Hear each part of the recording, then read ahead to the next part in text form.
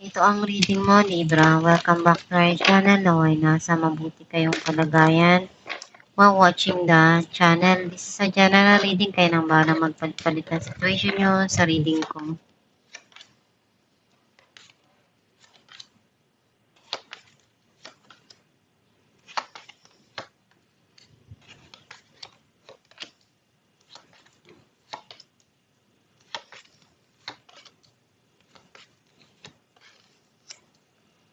At the bottom of the deck, the Hermit. I feel like ang nasisense ko na energy mo, kang kanaalaala at iniisip mo kung ano yung pwede mo pang magamit dun na na-experience mo or naranasan mo na pwede mong i-apply ngayon sa dumarating sa buhay mo. Ang mensahe ng card mo, meron ditong prosperity or may darating na salo-salo or get together with the family. Some of you nagkakaroon ng stability dun sa relasyon or sa financial.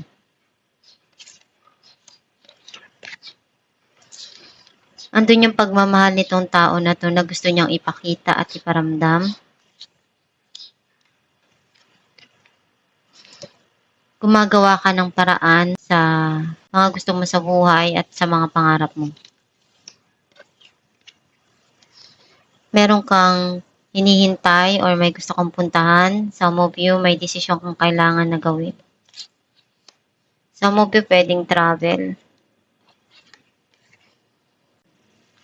May mga gumugulo sa isipan mo at pabalik-balik yun. Some of you may nagpapalungkot sa'yo at nagpapa-stress. Meron kang sisimulan dito or may bagong opportunity na darating sa'yo.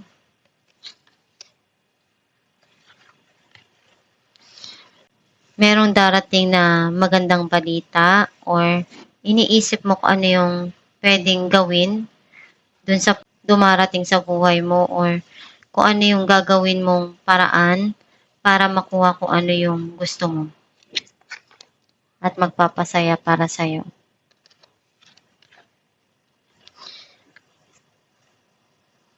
Merong bagong communication or may clarity na darating doon sa mga nangyari na situation sa buhay mo. Clarify natin ang Ten of Pentacles.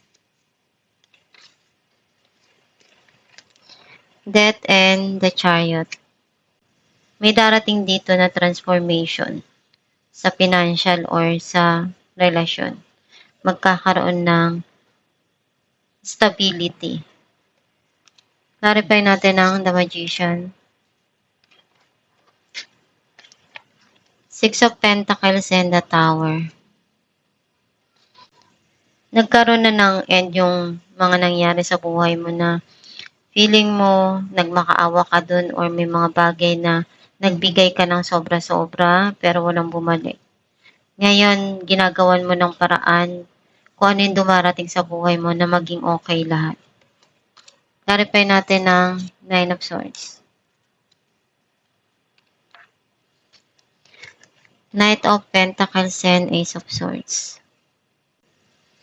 May tao na darating na pwedeng mag-lend ng hand towards you and unti-unting magiging malinaw kung ano yung mga nagbibigay sa'yo ng stress or nagpapalungkot sa'yo.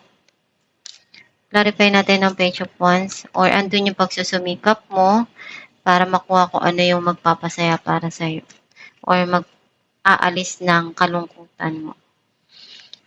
The Hermit and Ace of Pentacles. Nagbabalik tanaw ka doon sa mga naranasan mo or merong darating na magandang balita galing sa past. Some of you may marireceive kang blessing dito. Clarify natin ang King of Cups. The Empress and the Moon. Alam mo kung ano yung deserve mo, kung ano yung gusto mo. And may mga bagay lang na pinag-iisipan mo ng mabuti. Some of you, itong tao na to, ngayon niya nare-realize yung kahalagan mo. Ngayon nakikita yung importansya mo sa buhay niya. And tinatago niya lang sa sarili niya. Though may mga tao na naninira sa'yo behind your back, pero sa kanya doon pa rin yung pagmamahal niya sa'yo. Clarify natin na ang Three of Wands.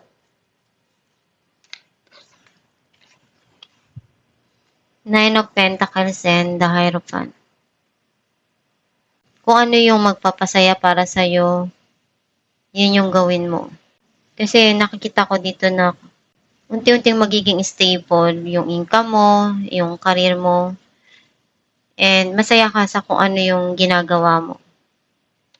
At sa mga desisyon na ginagawa mo rin sa buhay. Clarify natin ang Ace of Wands.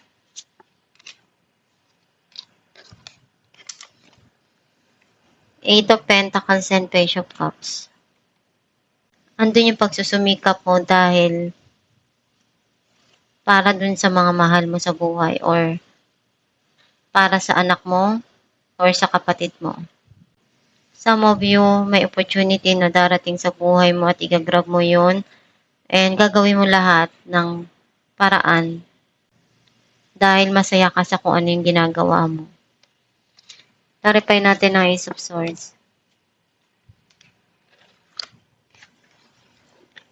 The Hierophant and Two of Swords.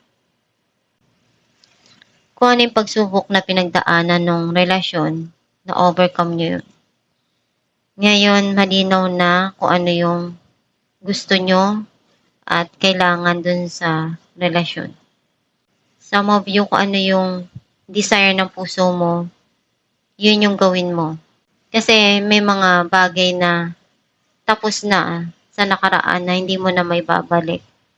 Ang mahalaga, nagagawa mo yung part mo doon at naibibigay mo kung ano yung kailangan doon sa sitwasyon. Alamin natin kung ano mensahe para sa'yo.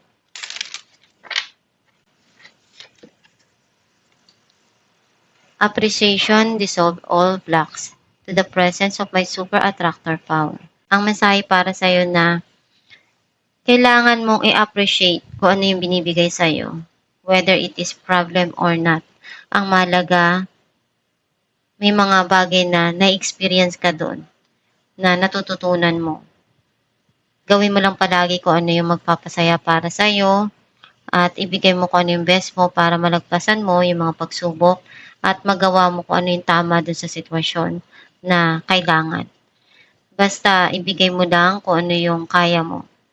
And magdasal ka lang sa Diyos Ama, pumunag ka sa Kanya, humingi ka ng tulong sa mga nangyayari sa buhay mo para mabigyan ka ng tamang idea at desisyon na gagawin mo.